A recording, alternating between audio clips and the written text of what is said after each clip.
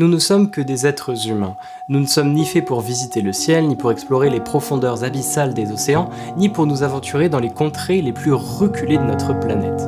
Peu importe les technologies ou les moyens que nous employons, ces défis restent au-delà de notre nature. Alors vu qu'on n'est absolument pas fait pour, bien évidemment qu'on a surmonté le vide intersidéral de l'espace, le fin fond des déserts aussi bien arides que gelés, et survécu à la pression infinie des fonds des océans. L'histoire a ses explorateurs, ces gens qui, un jour, ont décidé d'ouvrir les horizons de l'humanité. Mais parmi ces pionniers, certains ont fait bien plus que simplement repousser les frontières de notre connaissance. Ils ont sacrifié leur propre vie pour que les autres puissent avancer. Ces individus ont affronté des défis inhumains pour servir une cause plus grande que leur propre existence. Et l'histoire a ses héros sacrifiés, mais elle a aussi ses témoins, ceux qui, par le biais de l'art et de la musique, rendent hommage à ces exploits remarquables. We Lost the Sea, groupe de post-rock instrumental, nous conte 4 de ces histoires à travers leur album Departure Songs. Car si l'album est déjà très bon musicalement, il devient très lourd de sens quand on en connaît tous les détails. Première partie, A Gallant Gentleman. Quand il n'y a plus d'espoir, il reste des camarades. Retour en 1910. Nous sommes à l'âge héroïque de l'exploration antarctique. Les améliorations technologiques vont de plus en plus vite. Les hommes qui voient toujours plus loin aperçoivent enfin, après de longues années, l'occasion de compléter la carte du monde en allant explorer le pôle Sud. Le pôle Nord vient d'être atteint en 1909, même si c'est par une expédition controversée de Robert Peary. Alors les gouvernements font la course pour définir quel drapeau sera planté sur le dernier continent jamais exploré. Parmi les gouvernements les plus importants, on y retrouve les États-Unis bien sûr, mais aussi la Norvège qui lance une expédition menée par un certain Roald Amundsen, et enfin l'Angleterre. Et c'est à lui qu'on va s'intéresser. Une course contre la montre démarre, autant pour les avancées scientifiques que pour les égos et l'occasion d'imposer leur impérialisme. On y retrouve l'ambitieux Lawrence Titus Oates, qui avait déjà mené une expédition foireuse en Antarctique de 1901 à 1904, l'expédition Discovery. Mais cette fois, il est mieux préparé, avec quelques moyens en plus, un gouvernement avide de s'imposer et pas mal de sociétés privées qui le soutiennent. C'est dans ce contexte qu'il démarre sous le commandement de Robert Falcon Scott l'expédition Terra Nova. Terre-Neuve. Lawrence se retrouve donc capitaine du Terra Nova, avec près de 65 personnes à son bord, dont des officiers supérieurs, des scientifiques, des marins et des techniciens. Tout l'équipage a d'abord voyagé depuis l'Angleterre jusqu'à leur première étape, Cap Evans, sur l'île de Ross, pendant près de 8 mois. Ils y arrivent en janvier 1911 et y montent un campement pour commencer de récolter des données scientifiques, organiser les troupes et surtout préparer l'expédition tant attendue au pôle Sud. À l'époque, même si la technologie avance à grands pas, on est encore loin des cargos brise-glace et leurs stratégies les plus efficaces pour conquérir ces terres désolées se résument à des poneys, des chiens de traîneau et des traîneaux motorisés. Plusieurs équipes sont faites et seulement 16 sont désignées pour l'expédition, les autres devant apporter des provisions sur la route pour la rendre plus praticable. C'est en novembre que l'expédition démarre enfin, et malgré quelques problèmes sur le chemin, 5 des membres de l'équipage font leur chemin jusqu'au pôle. Les poneys, qui n'étaient pas acclimatés, sans déconner, on s'y attendait pas, sont vite devenus un problème plus qu'une solution pour avancer, et les traîneaux motorisés, qui n'étaient pas du tout assez évolués pour progresser sur ce terrain-là, sont tombés en panne dès l'arrivée en Antarctique. Au tout début de l'année 1912, les 5 membres, dont le commandant Scott et notre Lawrence, entament l'avancée finale pour plus de 270 km jusqu'au pôle. Et c'est alors que les problèmes commencent. Scott avait au départ prévu que l'expédition se ferait avec seulement 4 personnes, mais c'est ravisé. Ils allaient donc devoir se partager à 5 les provisions et l'équipement de seulement 4 personnes. Et ce ne fut pas la seule erreur de calcul. Les points de ravitaillement se sont retrouvés pour certains trop éloignés de la route qu'ils devaient emprunter, les obligeant à les sauter. La météo s'est montrée beaucoup moins clémente que prévu, atteignant parfois des moins 40 degrés, et tout ça a mené à ce que plusieurs membres du groupe tombent gravement malades. Et tout ça pourquoi ? Pour qu'après 2 semaines dans le froid intense, ils découvrent que le pôle Sud a déjà été revendiqué par l'équipage norvégien de Roald Amundsen, son drapeau flottant fièrement sur le dernier point non exploré des continents de la planète Terre. Ils avaient atteint le pôle à peine un mois avant eux. Dans son journal, Scott a noté « Le pire s'est réalisé, tous les rêves s'envolent. Le pôle, oui, mais sous les pires conditions imaginables. Une grande déception.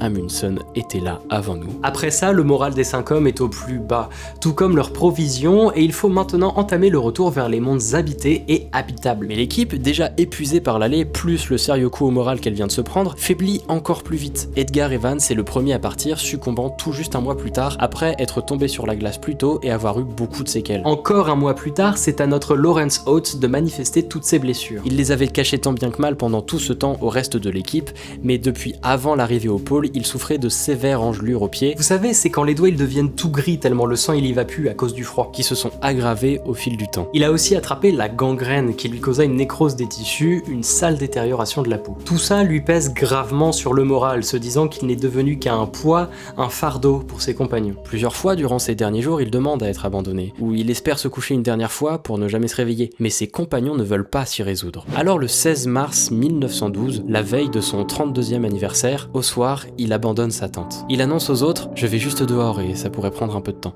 Et s'enfonce seul et sans chaussures dans le blizzard, s'y laissant mourir de froid, espérant donner à ses compagnons, par son sacrifice, une chance de survivre. Par cet acte de bravoure et de désespoir, il voulait que ses camarades gardent plus de provisions pour eux, qu'ils aient moins de charges pour progresser encore et arriver à sortir de cet enfer blanc. Son corps ne sera jamais retrouvé et malheureusement son sacrifice n'aura servi à rien, puisque les 3 membres restants succomberont aussi des tempêtes et du manque de provisions avant de sortir du continent. Dans son journal, Scott a noté « Nous savions que le pauvre Oates sortait pour mourir, mais bien que nous eussions essayé de l'en dissuader, nous savions qu'il s'agissait de l'acte d'un homme courageux et d'un gentleman anglais. An English gentleman, qui sera plus tard tourné en A Very Gallant Gentleman, symbole de son ultime acte de sacrifice. Et c'est ce qui rendra célèbre cette expédition désastreuse, étant représentée plusieurs fois dans la culture, comme sur le très beau tableau A Very Gallant Gentleman de John Charles Dolman, ou dans plusieurs morceaux de musique, comme le groupe de métal Warcry, et bien sûr A Gallant Gentleman de We Lost the Sea.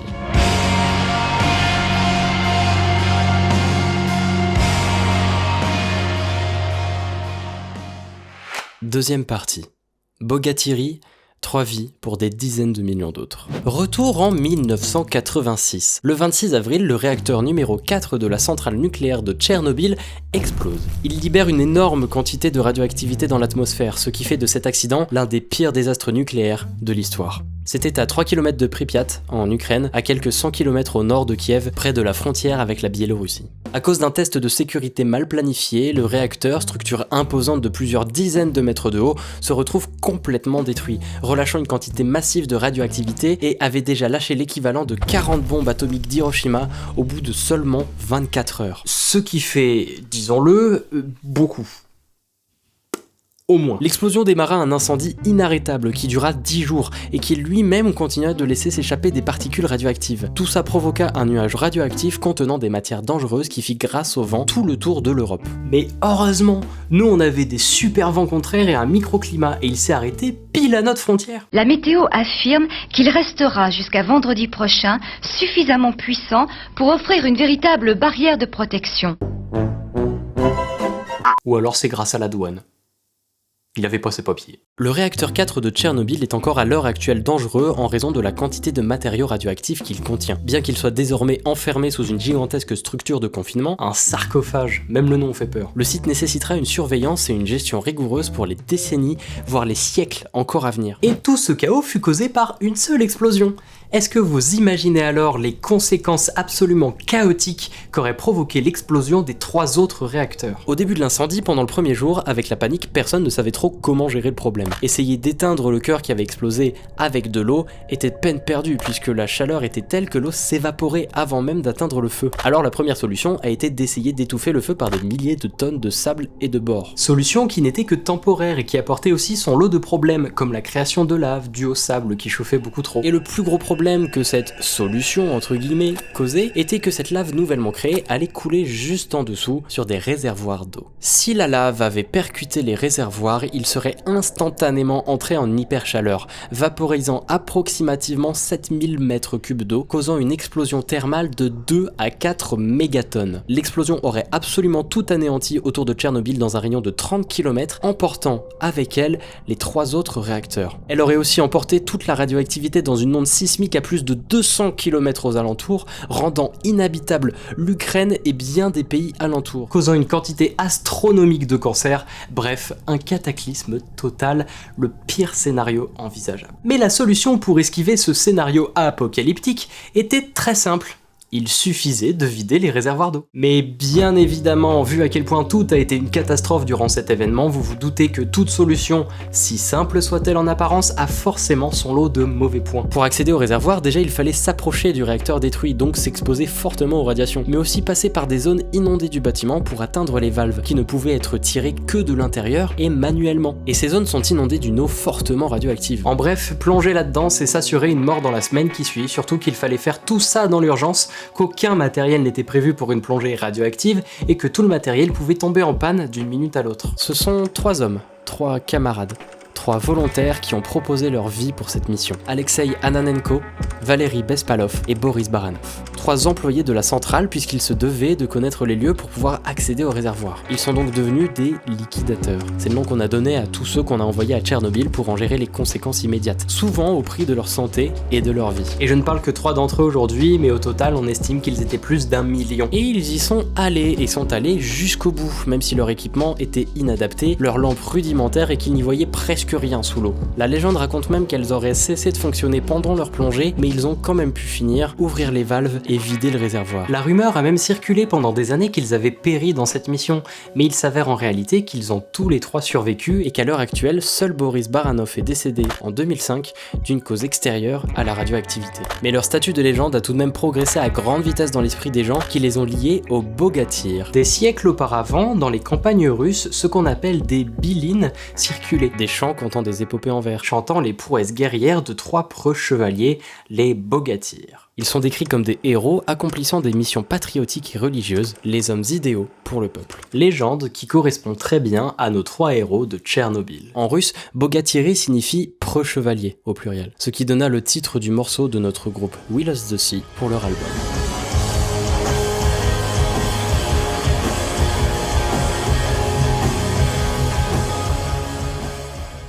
Troisième partie, The Last Dive of David Shaw. Donner sa vie pour une promesse.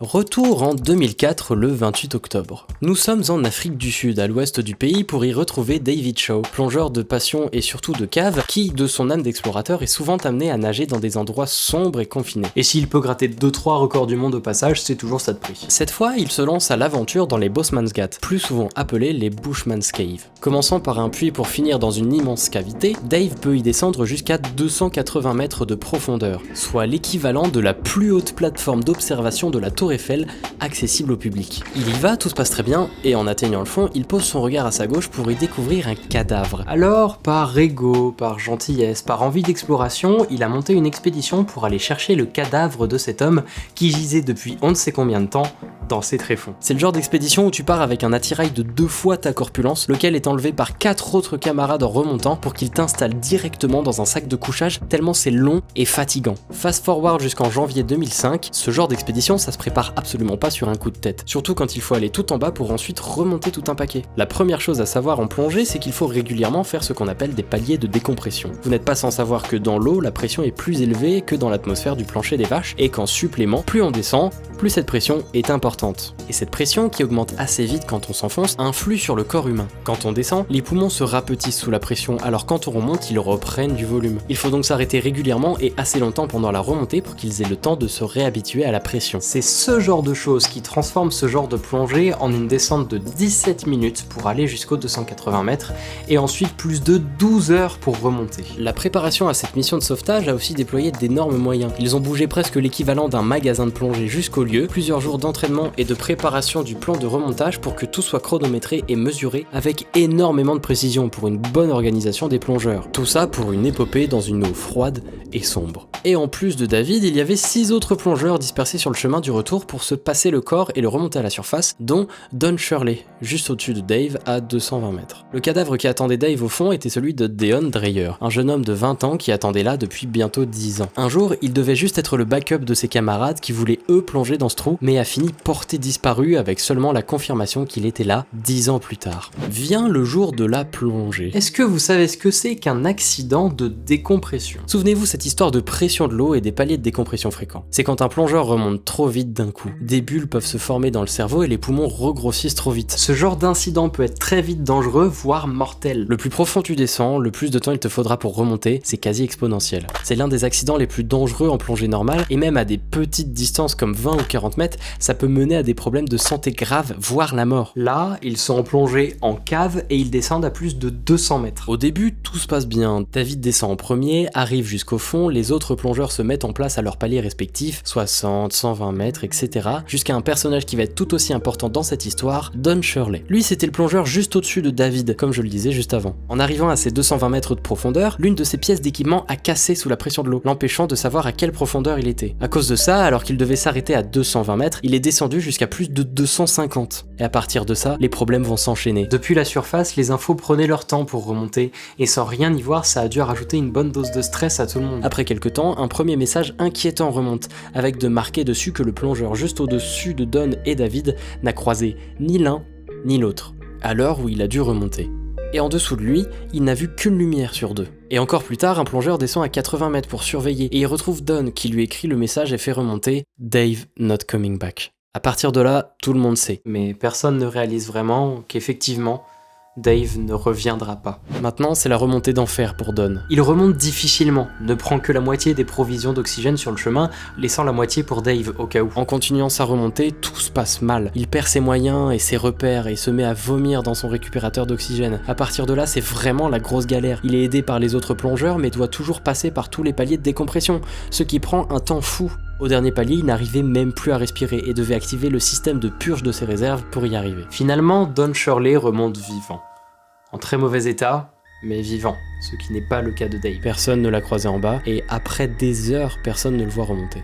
Et surtout, comme dans la plupart des accidents de ce genre, personne ne sait ce qu'il s'est passé. Du moins, pas pour l'instant. Quelques jours plus tard, certaines personnes de l'expédition et d'autres venus aider sont revenus pour ranger tout l'attirail qu'ils avaient laissé là. Et parmi tout ça, il faut remonter la ligne de vie de Dave. Et au bout, ils y retrouvent son cadavre, plus celui de Deon Dreyer, miraculeusement accroché à la sangle d'une torche, et surtout la caméra accroché sur la tête de David. Parce que oui, ce que je ne vous ai pas dit, c'est que dans l'histoire, cette mission tenait tellement à cœur à Dave qu'il a voulu faire tout un documentaire dessus, en posant des caméras partout, y compris sur les plongeurs, y compris sur lui. Ils ont donc remonté les derniers instants, les dernières respirations de David Shaw, et ont enfin pu savoir ce qu'il s'était vraiment passé là-dessous. En bas, David a fait un travail acharné. Il a réussi à mettre le cadavre du jeune homme dans le sac prévu pour le remonter, mais tout s'est mis à flotter. Il s'est emmêlé dans ses mouvements et dans sa ligne, sachant qu'en plus, il avait cette fois un attirail dont il n'avait pas l'habitude. Sa lampe torche devait être sur sa tête, mais elle a fini remplacée par un casque avec une caméra, et a donc fini autour de son cou. Dave s'est emmêlé dans tout ça, a commencé à paniquer, à respirer vite, trop vite, et son respirateur n'a pas suivi.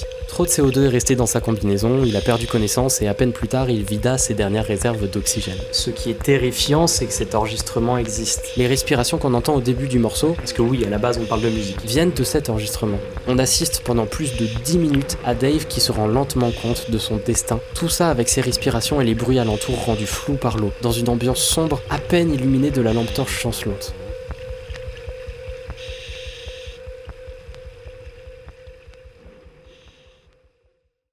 David Shaw, finalement, était quelqu'un qui n'avait pas les pieds sur terre, naviguant entre ciel et mer et qui a donné sa vie pour accomplir une promesse à des parents dont le fils avait disparu depuis 10 ans. Il inspira donc le 3e morceau de notre album.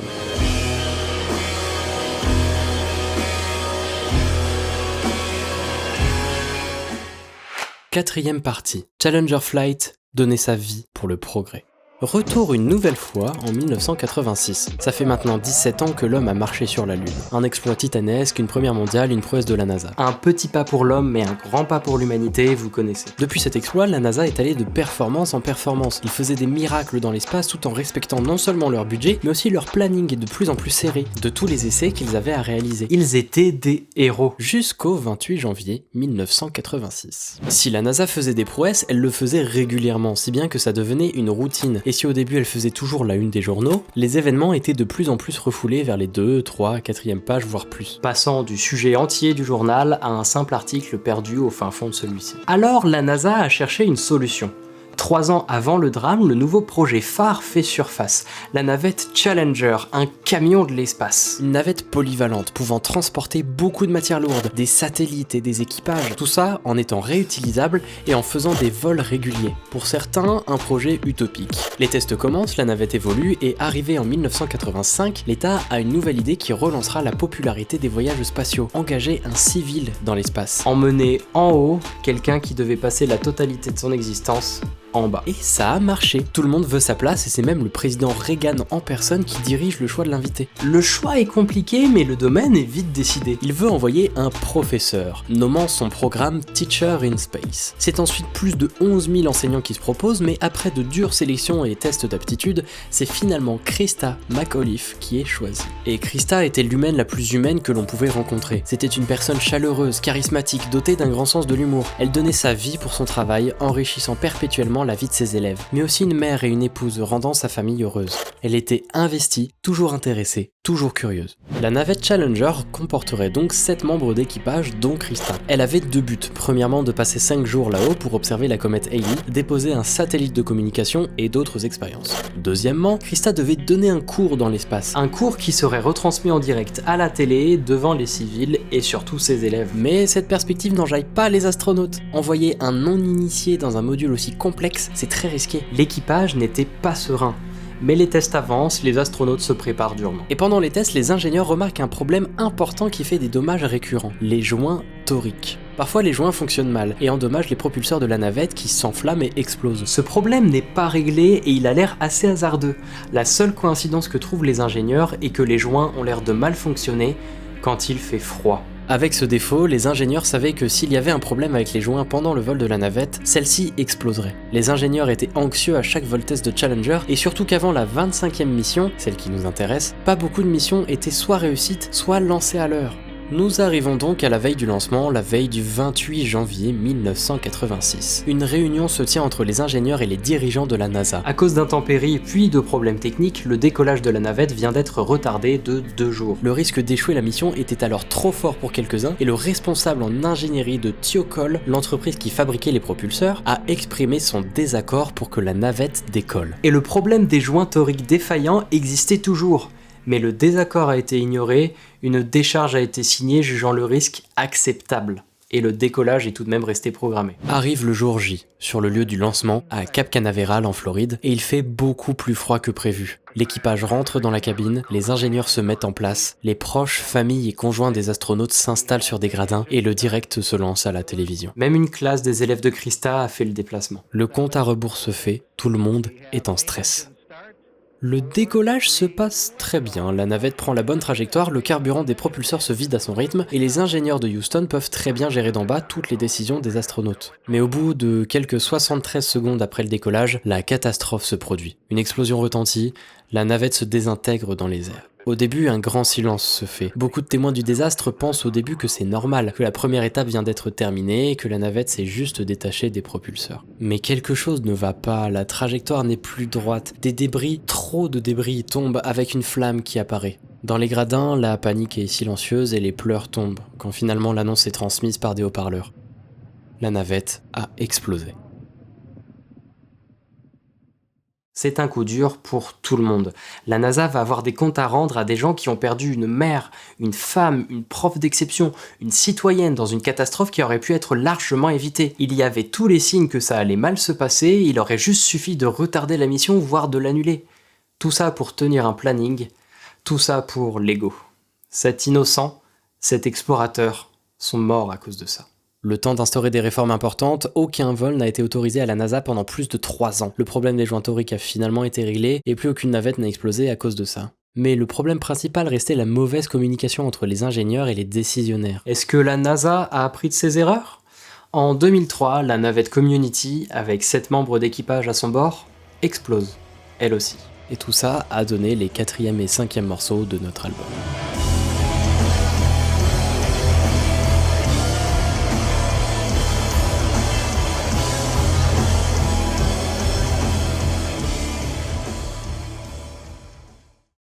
Mais il reste une dernière chose et peut-être même la plus importante. We Lost the Sea n'a pas toujours été un groupe de rock instrumental. Depuis sa fondation en 2007 jusqu'en 2013, les 6 membres du groupe étaient accompagnés de Chris Torpy, qui pendant leurs 2 premiers albums a embelli la musique du groupe de ses screams puissants mais parfois désespérés. Dans une interview en 2015, juste à la sortie de l'album, Matt Harvey, guitariste du groupe, s'est ouvert sur l'écriture de l'album. Son histoire à lui remonte au 2e album du groupe, The Quietest Place on Earth, qui, même s'il a été écrit en 2010, a vu sa sortie reculer encore et encore jusqu'en 2012 à cause du départ de 2 de ses membres de l'époque. C'est alors que Chris Torpy, chanteur du groupe, a appelé un peu au dernier moment notre Matt pour assister à l'une de leurs répètes, très peu de temps après qu'ils aient eu signé avec un nouveau label. Le groupe est satisfait du nouveau membre, l'album peut sortir, une tournée étant garantie derrière. Dès sa sortie le 1er décembre 2012, il est très bien reçu par les critiques et le public. Et j'en profite au passage pour vous le recommander à vous aussi, je l'aime beaucoup. Ils font sold out à la sortie de l'album, ils sont largement soutenus par Rosetta, groupe de post-metal beaucoup plus connu qu'eux, de qui ils font les premières parties,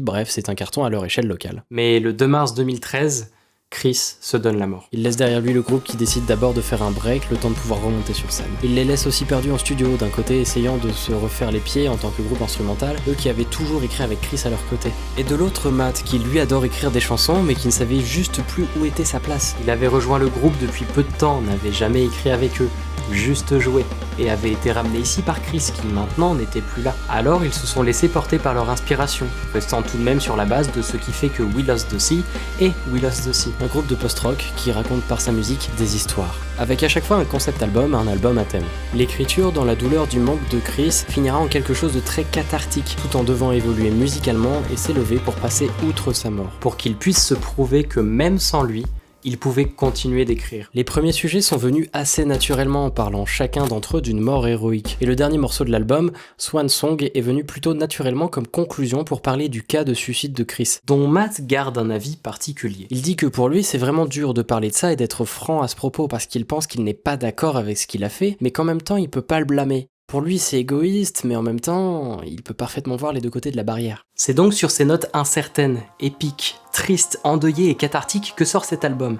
Departure Songs, en français les chansons de départ. Les derniers moments de héros mettant en musique leurs derniers instants, résonnant jusqu'à leur propre intimité, pour tout relâcher dans une très belle œuvre. Bien évidemment, je vous invite à l'écouter et d'essayer de vous imaginer les histoires qui sont derrière chaque morceau. Les musiques sont très parlantes et l'album est vraiment bien. Merci beaucoup de m'avoir regardé, on se retrouve une prochaine fois pour un nouvel épisode. D'ici là, prenez soin de vous et écoutez de la musique.